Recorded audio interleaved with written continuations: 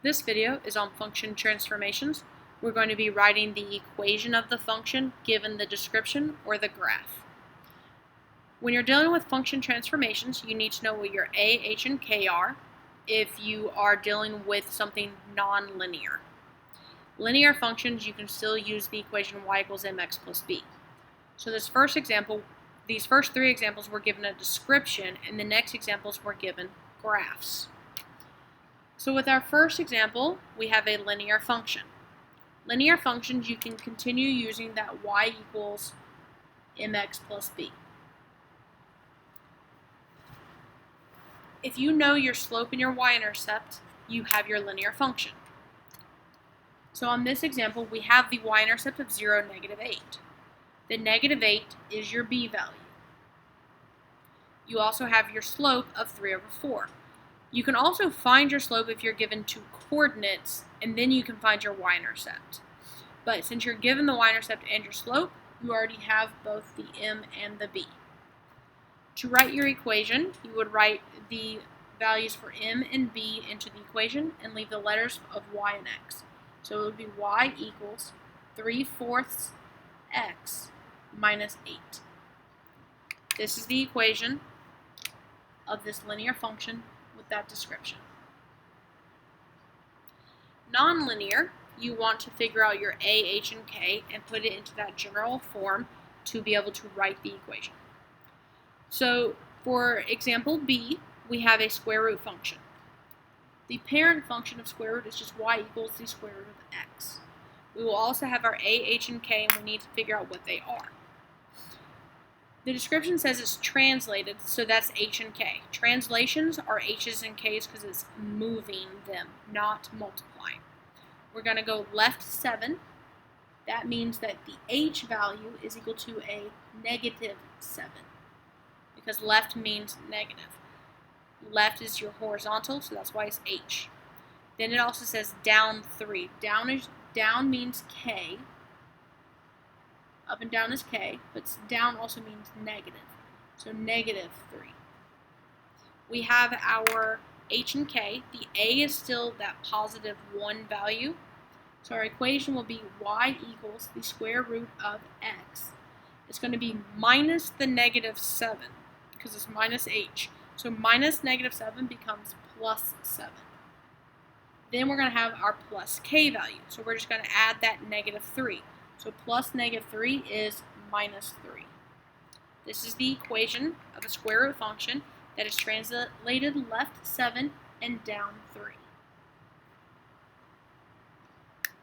This next example is a quadratic function. The parent function of quadratic is y equals x squared. It says it has a vertical shrink or a compress, that's the a value, of 1/2. It's a compress because this is a fraction that is smaller than 1. This means that we have a, it's a vertical, that's how we know it's an a. A is equal to a +1/2 right now.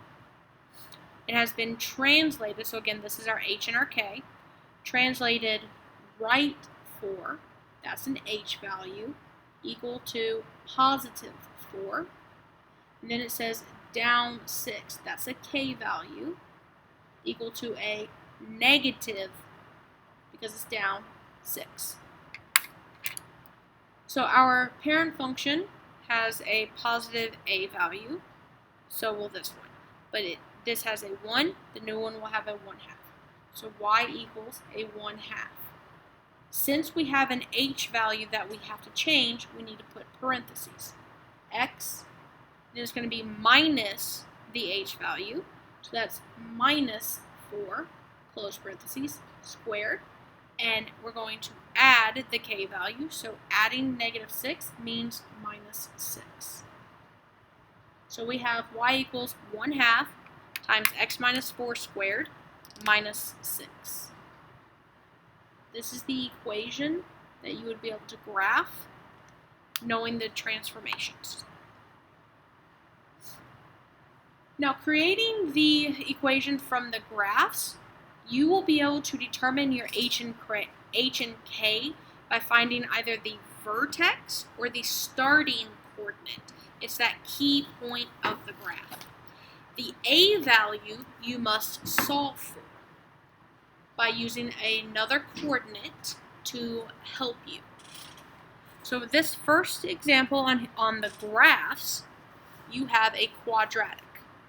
A quadratic uses that general form of y equals a parentheses x minus h parentheses squared plus k. We can find our h and k because that's our vertex. This vertex is at -3, 0. But we need to be able to find a. If we need to find a, we have to have numbers for the h and the k and also the x and the y. So we need another coordinate so we can find x and y. We want a coordinate that goes through a corner of the graph instead of randomly on the graph. So this coordinate right here goes through a corner. That means we can easily find that coordinate. That's at -2, -1. So our h, k, x, y, and a. That's what we have to solve for. Our h is at -3 because that's our vertex. Our k is at 0. Our x is at -2, and our y is at -1. We want to be able to find the a value. I'm going to zoom in so I can show my work. I'm going to plug numbers in so I can only have the a value as a letter. So the y is -1 equals a parentheses, x is -2, minus the -3 is really +3, then squared, and then plus 0. There's nothing here, so I can ignore that. So I have -1 equals a times -2 plus 3 is 1 squared. So I have -1 is equal to 1a. That means that a is equal to -1. Now that we have everything, we can put our actual equation by re-putting the letters x and y back in there. So x and y will remain letters when we write our final answer.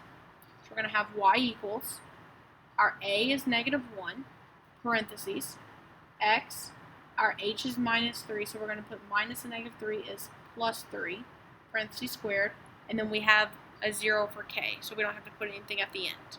This is our equation from this graph. So the key thing you have to do here is to find that a value, because you might not notice if it's a 2 or a 1/4. You have to actually find that a value.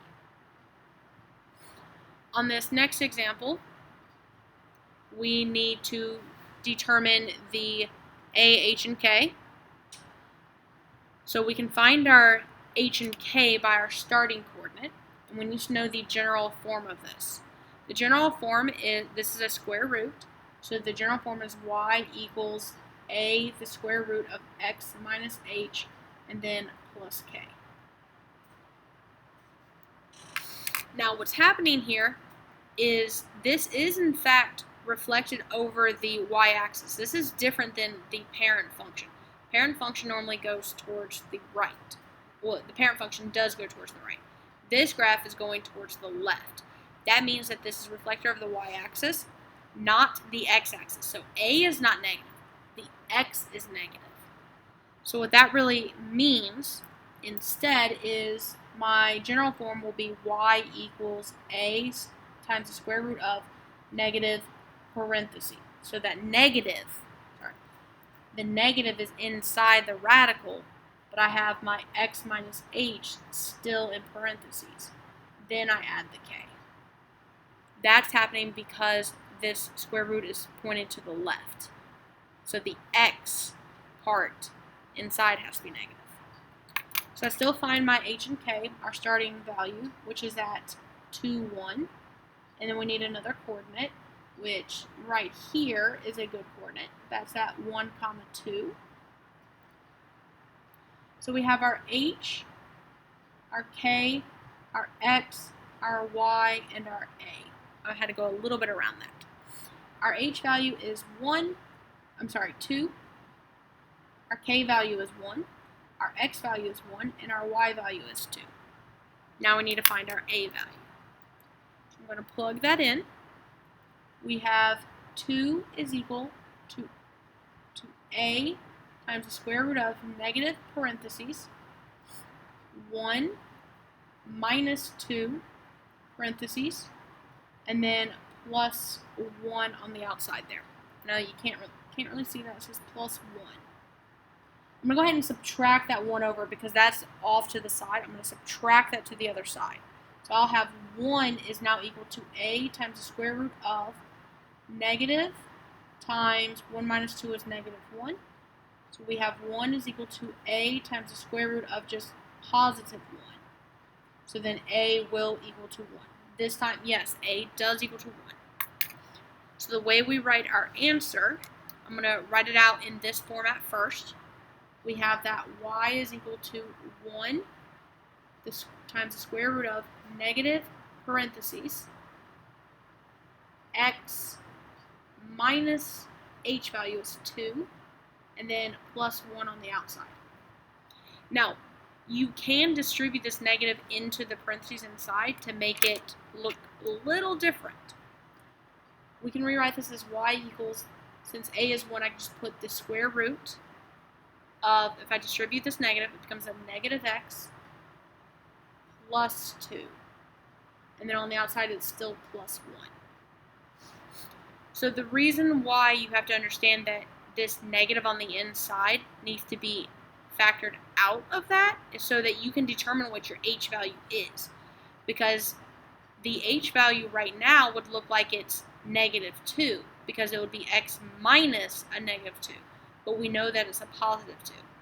That negative is actually factored out to determine your h value.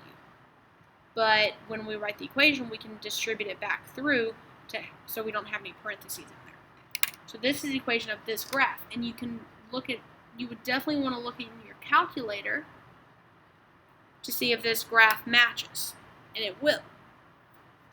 The biggest thing you have to know here before you even start is that this is reflected over the y-axis. So you have to make the inside with the x the negative. So I would need an extra set of parentheses if it was in a quadratic or in anything else that doesn't have a symbol over it like the square root does. This next example is another square root type function. So we have that, but it's not going to the left, so our x value inside is going to stay positive. So we have y equals a times the square root of x minus h, and then plus k. Our hk is 0, negative 2. And we can find another coordinate, which this coordinate here is good. We can use 4, 0. So we have h equals 0, k is equal to negative 2, x is equal to 4, and y is equal to 0. We need to find a. Y, 0, equals a times the square root of 4 minus 0, and then minus 2. We need to add the 2 over right away. So we'll have 2 is equal to a times the square root of 4, which is 2 equals, square root of 4 is 2 times a. So a is equal to 1.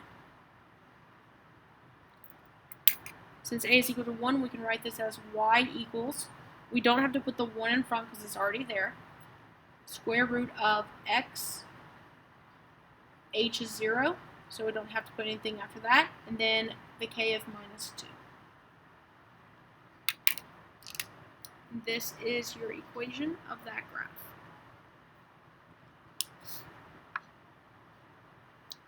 This next example, this is an exponential. It's actually a very specific exponential. I'm going to go ahead and tell you the equation of this. The parent function is y equals e to the x. We need to find, since this is an exponential, we need to actually find what the asymptote is. Because it is still crossing, the curve is at that y-axis, the curve is on the y-axis, it didn't move left or right, it just moved up and down. We need to find the asymptote because that's the part that's not touched. Right here is your asymptote. That's at If this is negative 10 and that's 0, so that would be 2, 4, 6, 8, 10. They're counting by 2's. So this asymptote is actually at negative 8. So we went down 8 because of that asymptote. It did not move left or right, so the equation for this would just be y equals e to the x minus 8. That e will generally not be multiplied by anything, so we didn't have to solve for a, because that was a very different type of equation. This last example is a quadratic, so we have y equals a parentheses x minus h parentheses squared plus k. The hk is at 3, 1. We need to find another coordinate. We can use this coordinate of 4, 2. So we have h, k, x, y, and a. H is equal to 3, k is 1, x is 4, y is 2, just from the coordinates. So now plugging them in, we have 2 is equal to a times x is 4 minus the 3 parentheses squared plus the 1. You automatically move the k value to the other side. We're going to subtract the 1, so we'll have 1 equals a parentheses 4 minus 3 is 1 squared. So then a will just equal to 1 again. You never know if it will equal to 1. If it does, that's great, but sometimes it won't. Sometimes you might get a bigger than 1 or smaller than 1. Y equals, your a is 1, so we can just put parentheses, x, then it's minus the h, so minus 3, parentheses squared, plus your k, so that's plus the positive 1. And this is your equation.